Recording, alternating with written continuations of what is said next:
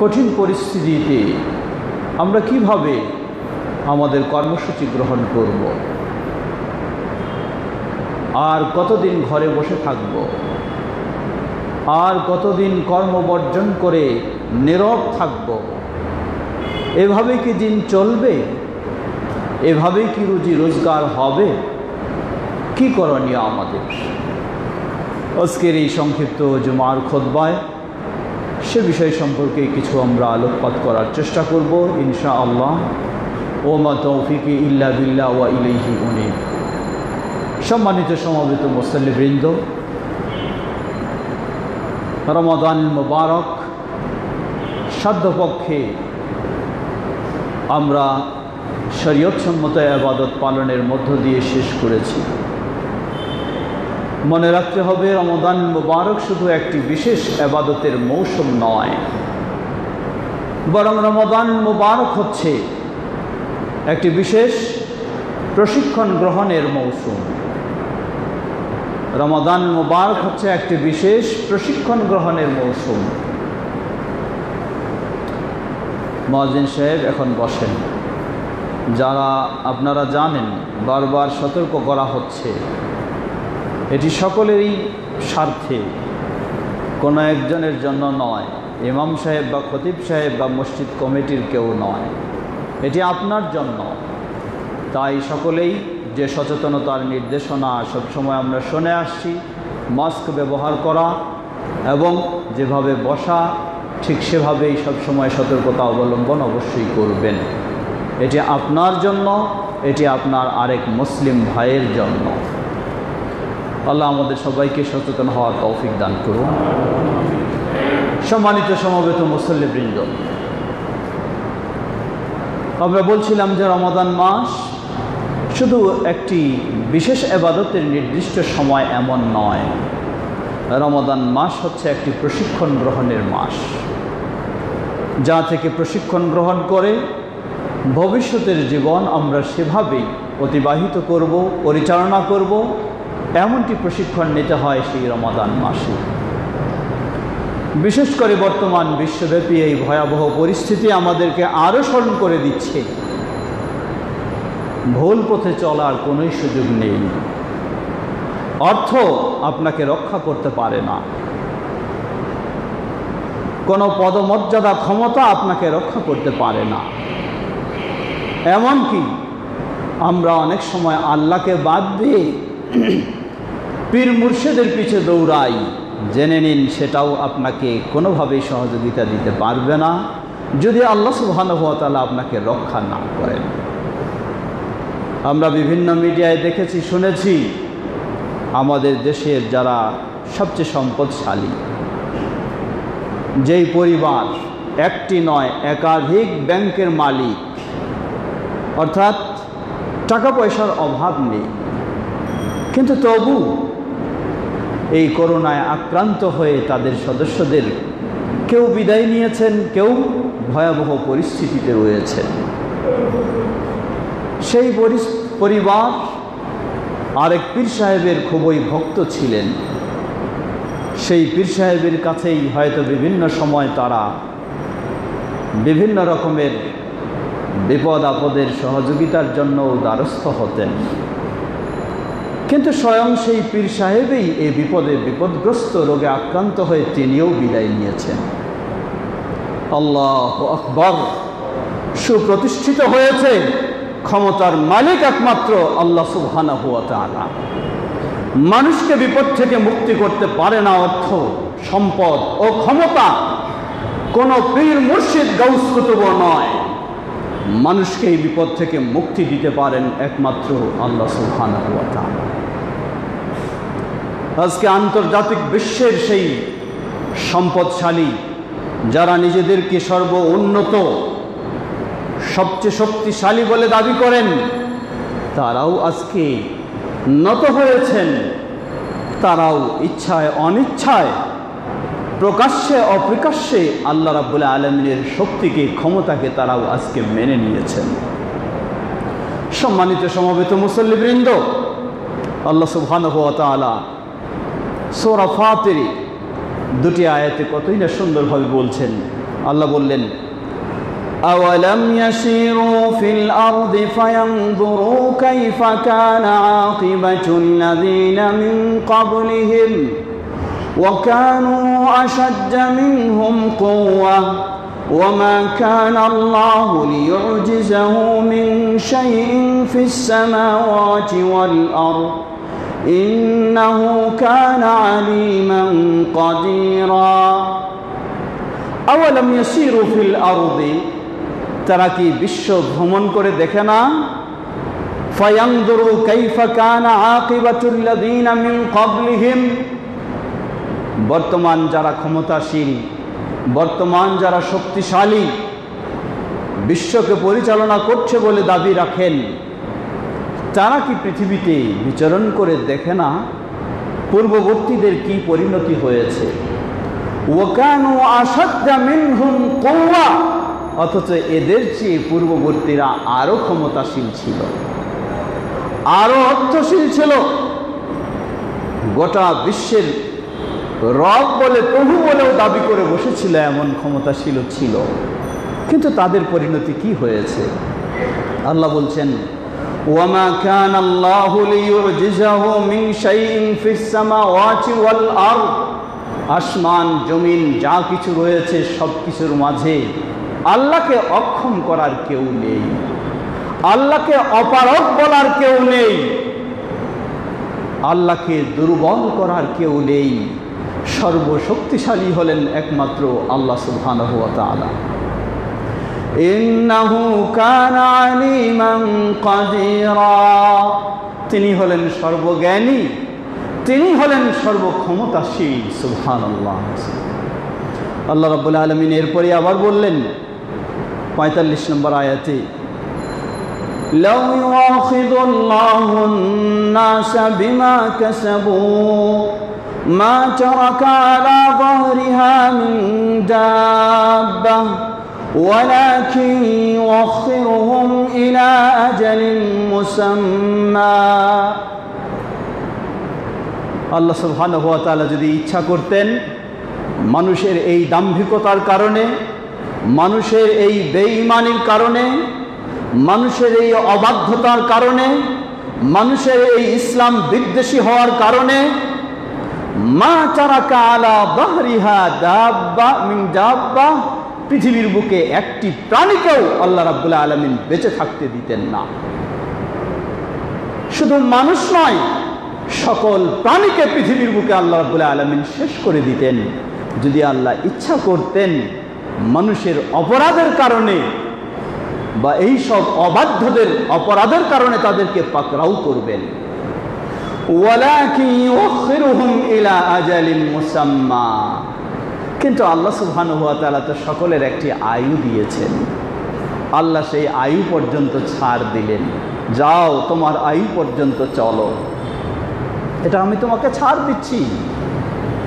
কিন্তু আমার ক্ষমতা রয়েছে মুহূর্তের মাঝে পৃথিবীর সব কিছুকে নিশ্চিহ্ন করে দিতে। তার ওই কিছু নমুনা শুধু আল্লাহ সুবহানাহু ওয়া তাআলা দেখাচ্ছেন। فَإِذَا جَاءَ أَجَلُهُمْ فَإِنَّ اللَّهَ كَانَ بِعِبَادِهِ بَصِيرًا, তবে যার যখন সময় ঘনিয়ে আসবে আর বিলম্বের কোনো সুযোগ নেই, তাকে তখনই বিদায় দিতে হবে। প্রস্তুতি তার থাকুক আর নাই থাকুক, সারা জীবন সুদের ব্যবসা করেছেন, সুযোগ নেই আপনি তওবা করে ফিরে আসবেন, ওই মুহূর্তেই বিদায় নিতে হবে। আল্লাহ আপনাকে নোটিশ জারি করলেন এই ভাইরাসের মাধ্যমে, ফিরে আসো ওই অন্যায় থেকে। সারা জীবন ঘুষ, দুর্নীতি, অন্যায়, অপকর্মে জড়িয়েছিলেন, মুহূর্তের মাঝে বিদায় নিতে হচ্ছে, এমনইভাবে আপনাকেও বিদায় নিতে হবে। বহুজন ফেসবুকে পোস্ট দিচ্ছেন, মৃত্যুকে সচক্ষে দেখছি, মৃত্যুকে সচক্ষে দেখছি। এমন ভয়াবহ পরিস্থিতি, এমন ভয়াবহ অবস্থা, কোনোই যেন করার কিছুই নেই। কোনো ঔষধ মানছে না, কোনো চিকিৎসা মানছে না, কোনো সতর্কতা মানছে না, কোনো প্রস্তুতি মানছে না, কোনো কিছুই অপেক্ষা হচ্ছে না, বিদায় নিতে হচ্ছে। মৃত্যুকে যেন কিভাবে বরণ করে নিতে হচ্ছে বলার অপেক্ষা নেই। সম্মানিত সমবেত মুসল্লিবৃন্দ, আপনি আমি সুস্থ রয়েছি এর অর্থ এমন নয় ওই পরিস্থিতির সম্মুখীন আমি হব না, তা নয়। আমিও হয়ে যেতে পারি সেই পরিস্থিতির সম্মুখীন। আল্লাহ আমাকেও সেই পরিস্থিতির সম্মুখীন করে দিতে পারেন। সুতরাং আপনার প্রতি আল্লাহর রহমত, আপনার প্রতি আল্লাহর দয়া, আল্লাহর কৃতজ্ঞতা প্রকাশ করুন এবং সেই ভুল ত্রুটি থেকে ফিরে আসার চেষ্টা করুন। যে কোনো মুহূর্তে আল্লাহর কাছে ডাকে সাড়া দিতে হলে যেন একজন ভালো মানুষ হিসাবে, একজন ঈমানদার হিসাবে, আল্লাহর প্রিয় বান্দা হিসাবে, একজন নামাজি হিসাবে, একজন দিনদার হিসাবে আল্লাহর কাছে সাড়া দিতে পারি, আল্লাহর কাছে সাক্ষাৎ করতে পারি, সেই প্রস্তুতি যেন আমাদের সর্বমুহূর্তে থাকে। আল্লাহ আমাদের সবাইকে সে তৌফিক দান করুন। সম্মানিত সমবেত মুসল্লিবৃন্দ, আল্লাহ সুবহানাহু ওয়া তাআলা আবারও বললেন, সূরা শুরা 30-31 নম্বর আয়াতে আল্লাহ বলে দিচ্ছেন, ওয়ামা আসাবাকুম মিন মুসিবাতিন ফাবিমা কাসাবাত আইদিকুম ওয়া ইয়াফু আন কাসীর ওয়ামা আনতুম বিমুজিজিনা ফিল আরদি ওয়ামা লাকুম মিন দুনিল্লাহি মিন ওয়ালিয়্যিন ওয়ালা নাসীর ওয়ামা আসাবাকুম মিন মুসিবাতিন ফাবিমা কাসাবাত আইদিকুম। তোমরা যেসব বিপদের সম্মুখীন হয়েছ সবই তোমাদের অর্জিত কর্ম, সবই তোমাদের অর্জিত। ফাবিমা কাসাবাত আইদিকুম, তোমরা দুই হাত দিয়ে যা কিছু করেছ সেই কর্মের ফলাফল হিসাবেই এই বিপদ। ওয়ায়াফু আন কাসীর, আল্লাহু আকবার। আল্লাহ দেখেও না দেখার মতো ছেড়ে দেন, আল্লাহ শোনেও না শোনার মতো ছেড়ে দেন, আল্লাহ জানেও না জানার মতো যেন ছেড়ে দেন। ওয়ায়াফু আন কাসীর, আল্লাহ অসংখ্য অপরাধ যেন ক্ষমা সুন্দর দৃষ্টিতে দেখছেন।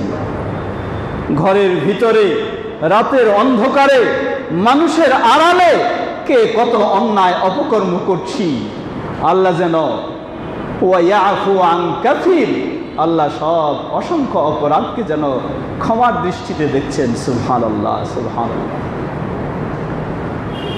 ওয়ামা আনতুম বিমুজিজিনা ফিল আরদ, জেনে রাখো পৃথিবীর বুকে কেউ আল্লাহকে অক্ষম অপারগ বানাতে পারবে না। আল্লাহই একমাত্র সক্ষম, একমাত্র সব ক্ষমতার মালিক হলেন আল্লাহ সুবহানাহু ওয়া তাআলা। পৃথিবীর সকল অর্থের মালিক হয়ে গেলেও আল্লাহর কাছে কিছুই নন। পৃথিবীর সকল ক্ষমতার মালিক হয়ে গেলেও আল্লাহর কাছে কিছুই নন। পৃথিবীর সব জ্ঞান বুদ্ধি প্রযুক্তির মালিক হয়ে গেলেও আল্লাহর কাছে কিছুই নন। আল্লাহ আল্লাহই, সুবহানাল্লাহ, আল্লাহ আল্লাহ। ওয়ামা লাকুম মিন দুনিল্লাহি মিন ওয়ালিয়্যিন ওয়ালা নাসীর। ছোট্ট এই করোনা ভাইরাস প্রমাণ করেছে আল্লাহ ব্যতীত আর কোনো অভিভাবক নাই, আল্লাহ ব্যতীত আর কোনো সাহায্যকারী নেই, আল্লাহ ব্যতীত আর কোনো মুক্তিদাতা নেই, আল্লাহ ব্যতীত আর কেউ এই বিপদ থেকে উদ্ধারকারী নেই। সুবহানাল্লাহ, সুবহানাল্লাহ। শুধুমাত্র একমাত্র আল্লাহ, তিনি। সম্মানিত সমবেত মুসল্লিবৃন্দ, আসুন শিক্ষা গ্রহণ করি, সঠিক পথে ফিরে আসি, ভুল ভ্রান্তি থেকে আল্লাহর কাছে তওবা করে মুক্ত হওয়ার চেষ্টা করি। দুনিয়া কয়দিন, এভাবেই চলে যেতে হবে, কোন দিন বলার অপেক্ষা রাখে না, এভাবেই চলে যেতে হবে। সুতরাং আসল জায়গা, আসল স্থান সেই আখিরাতেই তো হলো আসল। যদি দুনিয়ার জীবনে আমার আখিরাতের পাথেয়কে আমি সংগ্রহ করতে পারি, সত্যি দুনিয়ার জীবনে লবণ ভাত খেয়েও যদি আমার দিন কাটে তবু আমি সৌভাগ্যবান, আলহামদুলিল্লাহ। কিন্তু দুনিয়ার জীবনে আরাম আয়েশ বিলাসিতায় জীবন কাটেও যদি আখিরাতে শূন্য হাতে আমাকে যেতে হয়, আমি সত্যি ক্ষতিগ্রস্ত, কোনো সন্দেহ নেই। আমাদের আখিরাতের জীবনকেই যেন আমরা মজবুত করতে পারি। আল্লাহ সুবহানাহু ওয়া তাআলা বলেন, বাল তুসিরুনাল হায়াতাদ দুনিয়া ওয়াল আখিরাতু খায়রুন ওয়া আবকা। বরং তোমরা দুনিয়ার জীবনকে প্রাধান্য দিচ্ছ, অথচ আখিরাতেই হলো কল্যাণময়, আখিরাতেই হলো চিরস্থায়ী। দুনিয়া তো শেষ। এত কিছু পিছনে দৌড়াচ্ছেন, বিদায় নিলেই সব কিছু কেড়ে নেওয়া হবে, কিছুই আপনার সাথে যাবে না। সম্মানিত সমবেত মুসল্লিবৃন্দ, আসুন আমরা শিক্ষা গ্রহণ করার চেষ্টা করি। সেই শিক্ষা গ্রহণ করে আল্লাহর পথে ফিরে আসার সুযোগটি কাজে লাগাই। এখনও আমাদের জন্য সুযোগ রয়েছে, যারা আমরা বেঁচে রয়েছি। যারা চলে গেছেন তাদের আর কোনো সুযোগ নেই। তাদের শুধু এখন হিসাব, তাদের শুধু এখন ফলাফল ভোগ, আর কিছুই নেই। কিন্তু এখনও আমাদের করার সুযোগ রয়েছে, এখনও আমাদের ফিরে আসার সুযোগ রয়েছে, আমাদের প্রস্তুতি নেওয়ার সুযোগ রয়েছে, ভালো হয়ে যাওয়ার সুযোগ রয়েছে। আল্লাহ আমাদের সবাইকে সে তৌফিক দান করুন। সম্মানিত সমবেত মুসল্লিবৃন্দ, আমরা দেখছি বিশ্বব্যাপী এই কঠিন পরিস্থিতি, যে যতই ব্যস্ত, সকলেই যেন কর্মহীন হয়ে বসে আছি। বহু বড় বড় শিল্পপতি, তাদের কাছে একটু খোঁজ নিয়ে দেখুন, সত্যি তারা যেন আপনার চেয়ে আরও বেশি অসহায়ত্ব বোধ করছেন। ঘর থেকে বের হওয়ার সাহস পাচ্ছেন না, কারো সাথে সাক্ষাৎ দেওয়ার মনোবল হারিয়ে ফেলেছেন, কারণ সমবয়সী সকলেই যেন চলে যাচ্ছেন। কাউকে কারো ক্ষমতা, কারো অর্থ, কারো পদমর্যাদা, কারো শক্তি থামায় রাখতে পারছে না, তাই সকলেই যেন অসহায়ত্ব বোধ করছেন। সত্যি আল্লাহ বললেন, একমাত্র আল্লাহ ছাড়া কেউ তো সহায়তা দেওয়ার আর মালিক নেই। তার কাছেই আমাদেরকে ফিরে যেতে হবে, তার কাছেই আমাদেরকে সহায়তা চাইতে হবে। হে আল্লাহ, আমাদেরকে সহায়তা দান করুন, আমাদেরকে দিনের পথে ফিরে আসার তৌফিক আমাদেরকে দান করুন, আমাদেরকে দুনিয়া ও আখিরাতের সকল বিপদ থেকে আল্লাহ আমাদেরকে মুক্তি দান করুন। সম্মানিত সমবেত মুসল্লিবৃন্দ, আমাদের দেশের সরকার শুধু নয়, সব দেশেরই সরকার কিংকর্তব্য বিমূঢ়ে পড়ে গেছেন। কি করবেন? রাজস্ব খাত দিয়ে কয়জনের খাওয়া চালাবেন? সম্ভব নয়। কথায় বলা হয়, বসে বসে খেলে রাজার ভাণ্ডারও শেষ হয়ে যায়। বাস্তবেই তাই। যা কিছু আমাদের সংগ্রহে ছিল, প্রায় তো অনেকেরই শেষের দিকে। আর কতদিন বসে খাওয়া, তা তো সুযোগ নেই। বাধ্য হয়ে আমাদেরকে বের হতেই হবে। কিভাবে আমরা বের হব? সমস্যা তো দিনে দিনে বাড়ছে, কমেনি। তাহলে বের হব কিভাবে? সম্মানিত সমবেত মুসল্লিবৃন্দ, আমাদের সামান্য কিছু পরামর্শ, প্রশাসনের পরামর্শ একই মনে করছি। কারণ এভাবে ঘরে বসে থেকে তো আমাদের জীবিকা নির্বাহ হবে না। আমরা বিশেষ করে আমাদের দেশে অধিকাংশ মানুষই হচ্ছে কাজ করে খাওয়া মানুষ, অধিকাংশ মানুষই হচ্ছে স্বল্প পুঁজির মানুষ। সুতরাং বসে বসে খাওয়া আমাদের পক্ষে সম্ভব নয়। সুতরাং আমাদেরকে কিছু পদক্ষেপ গ্রহণ করতে হবে। প্রথম পদক্ষেপ, আউয়ালান ওয়া আখিরান আল ঈমানু বিল্লাহ। শুরু শেষ সর্বদাই আল্লাহর প্রতি আমাদের ঈমানকে দৃঢ় করতে হবে, আল্লাহর প্রতি আমাদের ঈমানকে আরো মজবুত করতে হবে। আল্লাহ সুবহানাহু ওয়া তাআলা বলেন, ওয়ালাউ আন্না আহলাল কুরা আমানু ওয়াত্তাকাউ লাফাতাহনা আলাইহিম বারাকাতিম মিনাস সামাই ওয়াল আরদ ওয়ালাকিন কাযযাবু ফাআখাযনাহুম বিমা কানু ইয়াকসিবুন। সূরা আরাফ 96 নম্বর আয়াতে আল্লাহ বলেন, ওয়ালাউ আন্না আহলাল কুরা, জনপদবাসী, দেশবাসী বিশ্ববাসী যদি তারা ঈমান আনত, আল্লাহকে ভয় করে চলত, আল্লাহ বলছেন লাফাতাহনা আলাইহিম বারাকাতিম মিনাস সামাই ওয়াল আরদ, আমি আসমান জমিন উভয় দিকের সব বরকতগুলি তাদের জন্য উন্মুক্ত করে দিতাম। যখন আল্লাহর বরকত আমাদের জন্য উন্মুক্ত হয়ে যাবে, কোনো সন্দেহ নেই আল্লাহর গজব আমাদের থেকে দূরে সরে যাবে। আল্লাহর বরকত যখন উন্মুক্ত হবে, আল্লাহর গজব তখনই দূরে সরে যাবে। আর আল্লাহর বরকত রহমত যদি না আসে, তাহলে আল্লাহর গজবেই থাকবে। সুতরাং প্রথম পদক্ষেপ হচ্ছে আমাদের আল্লাহর প্রতি সেভাবেই ঈমান আনা, যার ফলে আল্লাহ বলছেন যদি তারা ঈমানদার হতো, আল্লাহকে ভয় করত, আসমান জমিনের সব বরকত আমি উন্মুক্ত করে দিতাম।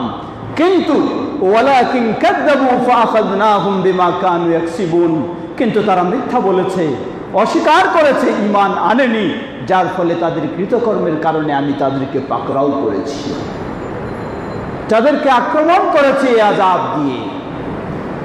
সুতরাং প্রথম পদক্ষেপ হচ্ছে আমাদের জীবনের সর্বাবস্থায় আল্লাহর প্রতি ঈমানকে দৃঢ় করা, আল্লাহকে ভয় করে চলা। আল্লাহকে ভয় করে চলার অর্থই হলো আল্লাহর নির্দেশসমূহ মেনে চলা সাধ্যপক্ষে, এবং আল্লাহর নিষেধসমূহ থেকে সাধ্যপক্ষে অবশ্যই বিরত থাকা। এটাই হলো তাকওয়া, এর ভিন্ন কিছু নয়। ওয়াল ইসতিআনাতু বিহ, সাহায্য চাওয়া একমাত্র আল্লাহর কাছেই। কিছুক্ষণ আগেই আমরা শুনলাম পীর ফকিরের কাছে সাহায্য চেয়েও আপনি কোনো পার পাবেন না। কোনো পীর মুর্শিদের কাছে আল্লাহ কোনো ক্ষমতা দেননি, ক্ষমতা তো শুধু একমাত্র আল্লাহর কাছেই। এই জন্যই প্রতিদিন আমরা সালাতে বলি ইয়াকা না'বুদু ওয়া ইয়াকা নাস্তাঈন, হে আল্লাহ শুধু তোমারই ইবাদত করছি এবং তোমার কাছেই সাহায্য চাই।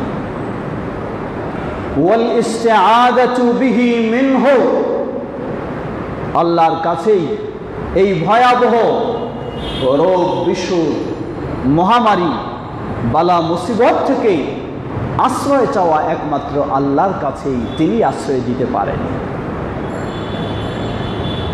আপনি চিকিৎসায় যত পারদর্শী হন, এমনকি আমরা আমাদের একজন দেশের সুনামধন্য চিকিৎসক, তিনি নিজেই একটি বড় হাসপাতালও করেছেন, তিনিও এই রোগে আক্রান্ত হয়ে গেছেন। কথা শুধু ডাক্তার হলেই নয়, হাসপাতালও প্রতিষ্ঠা করেও আপনি এই রোগ থেকে রেহাই পাচ্ছেন না, এর মানে মুক্তিদাতা হলো একমাত্র আল্লাহ সুবহানাহু ওয়া তাআলা।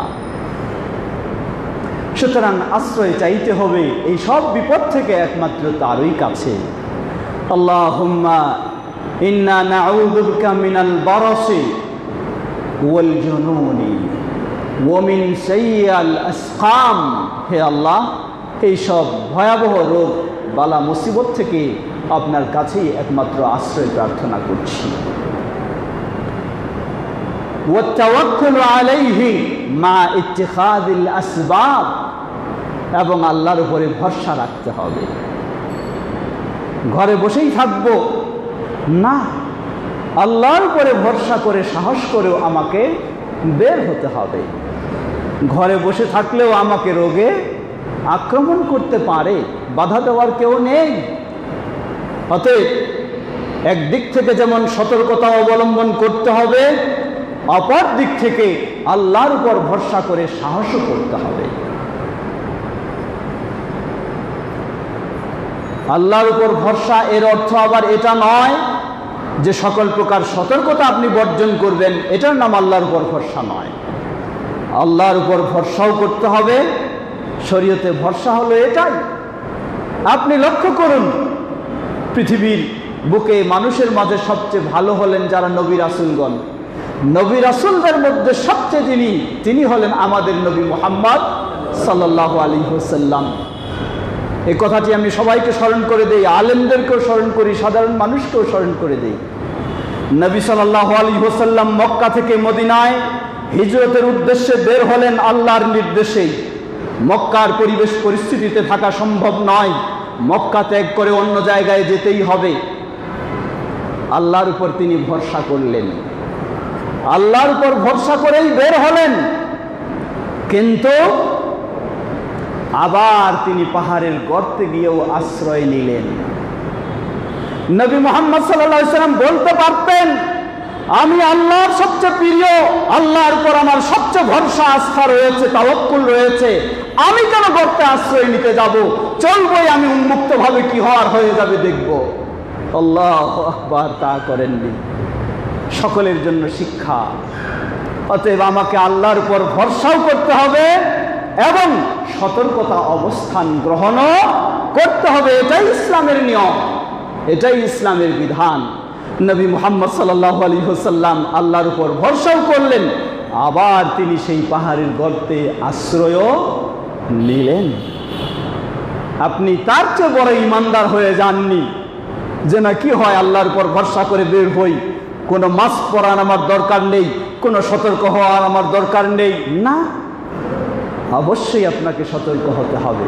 এটাই ইসলামের বিধান, এটাই ইসলামের শিক্ষা। সম্মানিত সমবেত মুসল্লিবৃন্দ, প্রসঙ্গক্রমে স্মরণ করি, আমরা আহলুল হাদিসেরা চেষ্টা করি সহিভাবে সালাত আদায় করতে। জামায়াতের সময় নিয়ম হলো একজন মুসল্লি আরেকজন মুসল্লির পায়ের সাথে পা, কাঁধের সাথে কাঁধ মিলাবে, এটাই হলো নিয়ম। কিন্তু এখন 2-3 ফিট দূরত্ব রেখে চলছি কেন? সহিহ হাদিস কি বর্জন করলাম? জবাব, কিছুদিন আগে আমাদের অবস্থাটা কি ছিল একটু ভেবে দেখুন। জামাতের কাতারে পায়ের সাথে পা মিলানোর গুরুত্ব যতটুকু, তার চেয়ে আরও বেশি গুরুত্ব হলো জামাতে অংশগ্রহণ করা পুরুষদের জন্য। পুরুষদের জন্য 5 ওয়াক্ত জামাতে অংশগ্রহণ করার যত ইসলামে গুরুত্ব রয়েছে, তার চেয়ে আরও বেশি গুরুত্ব রয়েছে জুমায় অংশগ্রহণ করা। কিন্তু যেই সমস্যার কারণে আপনি জুমা পর্যন্ত বাদ দিলেন, তাহলে ওই সমস্যার কারণে তো সতর্কতা হতেই পারে। অতএব এটি ইসলাম বিরোধী নয়। ইনশাআল্লাহ আল্লাহ সুবহানাহু ওয়া তাআলা পরিস্থিতি যখন সুন্দর করে দেবেন, আমাদেরকে নিরাপদ করে দেবেন, তখন আবারও আমরা সেই সহিহ হাদিসের যেভাবে যখন আমলের পরিবেশ ফিরে আসবে, তখন সেই পরিবেশে আবারও আমরা ফিরে যাব ইনশাআল্লাহ। জামাতও বর্জন হয়েছিল, জুমাও বর্জন হয়েছিল, জামাত এবং জুমা আল্লাহর রহমতে চালু হয়েছে। ইনশাআল্লাহ আল্লাহর রহমতে যেই সুন্দরভাবে আমরা দাঁড়াই সেটাও চালু হবে। তবে অবশ্যই যতদিন সতর্কতার প্রয়োজন আমরা সতর্কতা অবলম্বন করব, এটি ইসলামের বিরোধী বিষয় নয়। আল্লাহ আমাদের সবাইকে সেই সতর্কতা, আল্লাহর উপর আস্থা রাখা এবং সতর্কতা অবলম্বন করার তৌফিক দান করুন। তবে অবশ্যই মনে রাখতে হবে সতর্কতা যেন সরাসরি প্রকাশ্য ইসলাম সাংঘর্ষিক না হয়ে যায়। কেউ যদি বলে সতর্ক হওয়ার জন্য মসজিদ নামাজেই পড়া যাবে না, তাহলে আমরা বলবো তা চলবে না, সালাত আদায় করতেই হবে।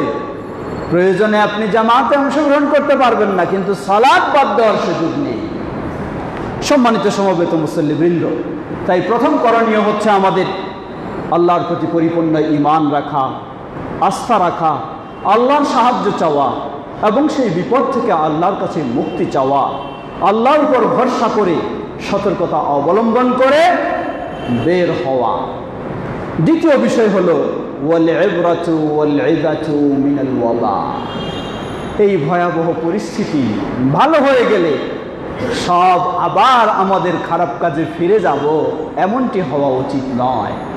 আমাদেরকে শিক্ষা নিতে হবে যে আল্লাহ এই করোনা ভাইরাসে বিশ্বকে স্তব্ধ করে দিয়েছেন, তিনি আরো বড় বিপদও আল্লাহ আমাদেরকে দিতে পারেন, বড় আযাবও তিনি আমাদেরকে দিতে পারেন। সুতরাং আমাদেরকে শিক্ষা গ্রহণ করে সকল অন্যায় থেকে বিরত থাকতে হবে। অন্যায়, অপরাধ, জুলুম, নির্যাতন, অবিচার সব কিছু থেকে বিরত থাকতে হবে, ন্যায়ের পথে ফিরে আসতে হবে। গায়ের জোরে, অর্থের জোরে, ক্ষমতার জোরে বা আরও কিছুর জোরে কোনো কিছু করার সুযোগ নেই, আমাদেরকে ফিরে আসতে হবে ন্যায়ের পথে।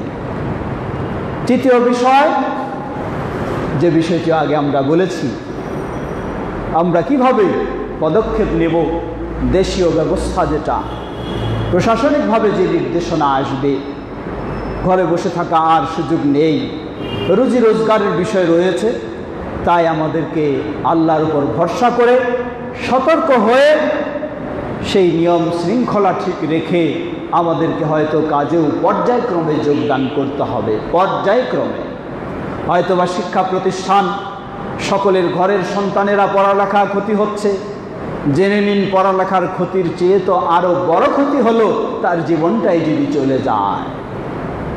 সুতরাং বড় ক্ষতি থেকে বাঁচার জন্য ছোট ক্ষতি অনেক সময় মেনে নিতে হয়। এটাই হলো ইসলামের বিধান। দুটি ক্ষতি যদি আপনার সামনে হয়, দুটি বিপদ, একটি বড় আর একটি ছোট, ওই বড় বিপদ থেকে বাঁচার জন্য ছোট বিপদটাকে মেনে নিতে হয়। সুতরাং পর্যায়ক্রমে আমাদের এই পরিস্থিতি অনুযায়ী আমাদের কাজেও আত্মনিয়োগ করতে হবে, আল্লাহর উপর পূর্ণ আস্থা ও ভরসা রেখে। আল্লাহ আমাদের সবাইকে সেভাবেই আমাদের অবস্থান সঠিক করে নেওয়ার তৌফিক দান করুন। ওয়া আখির দাওয়ানা আলহামদুলিল্লাহ রাব্বিল আলামিন। এই জন্য এই ক্ষেত্রে একটি হাদিস স্মরণ করে দিতে চাই। আল্লাহ রাসূল সাল্লাল্লাহু আলাইহি ওয়াসাল্লাম বলেন, সহিহ মুসলিমের হাদিস, ইহরিস আলা মা ইয়ানফাউ ওয়াস্তাইন বিল্লাহ ওয়ালা তা'জিজ। তোমার যা উপকারী ইসলামের আলোকে সেটা করার জন্য তুমি আগ্রহী হও। ওয়াস্তাইন বিল্লাহ, আর আল্লাহর সাহায্য চাও। ওয়ালা তা'জিজ, নিজেকে অক্ষম অপারগ বলে সবসময় মনে করো না। ওয়া ইন আসাবাকা শাইউন ফালা তাকুল, যদি কোনো বিপদগ্রস্ত হয়ে যাও কখনো বলো না লাউ আন্নি ফাআলতু কানা কাযা ওয়া কাযা, আমি যদি এটা করতাম তাহলে এটা হতো, এটা যদি না করতাম তাহলে এটা হতো না। রুজি রোজগারের প্রয়োজনে হয়তো আমাদের কাজে যোগদান করতে হবে। বলা যাবে না যদি আমি এই কাজে না আসতাম, ঘর থেকে না বের হতাম, তাহলে আমার এই বিপদ হতো না। আল্লাহ রাসূল সাল্লাল্লাহু আলাইহি ওয়াসাল্লাম বললেন যে আল্লাহর উপর ভরসা রেখে সাহায্য চেয়ে শুরু করো। কিন্তু যদি বিপদগ্রস্ত হয়ে যাও, বলো না যে আমার এই হলে এই হতো না, এই হলে এই হতো, এটি বলো না। কেন? ফাইন্না লাউ তাফতাহু আমাল আশ-শায়তান, এই যদি যদি শব্দ, এই অতীতের জন্য যদি যদি অনুশোচনা শব্দটি শয়তানের কাজকে উন্মুক্ত করে দেয়। অতএব আমরা আল্লাহর উপর ভরসা রেখে নিজের কাজে সতর্কতার সাথে যোগদান করব, প্রশাসনিক নিয়ম শৃঙ্খলা মেনে। কিন্তু আমাদেরকে এই বিশ্বাস রাখতে হবে, যদি কখনো কোনো ব্যক্তির ভাগ্যে থাকে বিপদ এসেই যায়, বলা যাবে না যে আমি এটা না হলে এটা হতো না। আপনাকে মেনে নিতে হবে এটাই আপনার জন্য ভাগ্যে রয়েছে। আমরা যেন সেই ঈমানদার হয়েই আমাদের সাধারণ স্বাভাবিক জীবনে আল্লাহর উপর ভরসা রেখে ফিরে আসতে পারি। আল্লাহ আমাদের সবাইকে সে তৌফিক দান করুন। আমিন। ওয়া আখিরু দাওয়ানা আলহামদুলিল্লাহ রাব্বিল আলামিন। আলহামদুলিল্লাহ আলহামদুলিল্লাহ রাব্বিল আলামিন, ওয়াসসালাতু ওয়াসসালামু আলা আবদিল্লাহি ওয়া রাসূলিহি নবিয়িনা মুহাম্মদ ওয়া আলা আলিহি ওয়া সাহবিহি আজমাইন, আম্মা বা'দ। সম্মানিত সমবেত মুসল্লিবৃন্দ, পরিশেষে আবারও স্মরণ করে দিতে চাই, সদ্য রমাদান মুবারক বিদায় নিয়েছে। রমাদানের সিয়াম কিয়াম যাবতীয় ইবাদত যেন আল্লাহর কাছে কবুল হয়, সেজন্য আমাদেরকে আরও ভালো পথে চলার চেষ্টা করতে হবে। কারণ ইসলামের কোনো ভালো কাজ আল্লাহর কাছে কবুল হওয়ার একটি আলামত বলা হয় এই যে আমার ভালো কাজটা যদি আল্লাহর কাছে কবুল হয় তাহলে আমি আরও ভালোর দিকে চলব, আর আমার ভালো কাজটা যদি কবুল না হয় তাহলে আমি ভিন্ন দিকেই চলব। সুতরাং